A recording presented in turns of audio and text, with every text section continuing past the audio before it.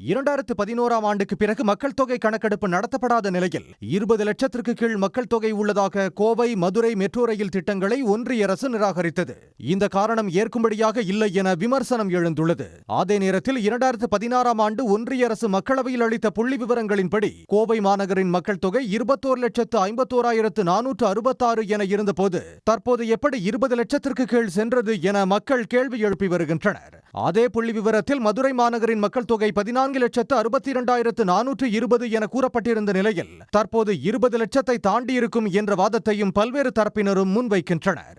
அதே சமயத்தில் பழைய புள்ளி விவரங்களின்படி 20 லட்சத்திற்கும் குறைவான மக்கள் தொகை கொண்ட நகரங்களில் மெட்ரோ ரயில் திட்டத்திற்கு ஒன்றிய அரசு அனுமதி அளித்தது எப்படி என கேள்வி எழுந்துள்ளது.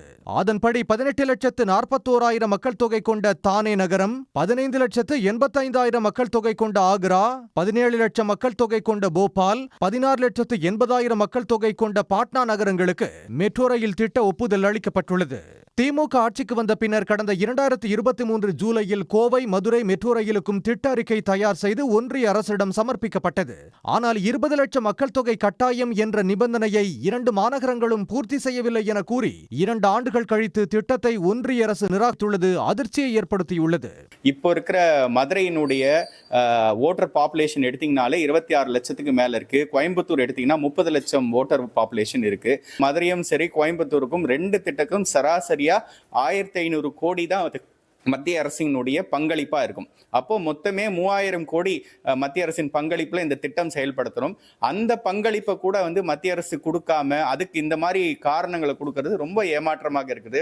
ஒரு பக்கம் பல லட்சம் கோடியில சில ஆயிரம் மக்கள் பயணிக்கும் புல்லட் ட்ரெயினை வரவேற்கிற மத்திய அரசு இங்க பல லட்சம் பேர் பயணிக்கும் மெட்ரோ ரயில் திட்டத்தை, அதுவும் குறிப்பாக சாதாரண மக்களுக்கு மிகவும் பயனுள்ளதா இருக்கிற இந்த மெட்ரோ ரயில் திட்டங்களை மறுக்கிறது மிகப்பெரிய ஏமாற்றம். கடந்த 2010ஆம் ஆண்டே மெட்ரோ ரயில் திட்டத்திற்கு உகந்த 16 இரண்டாம் நிலை நகரங்களில் கோவையும் ஒன்று என ஒன்றிய அரசு பரிந்துரை செய்திருந்தது.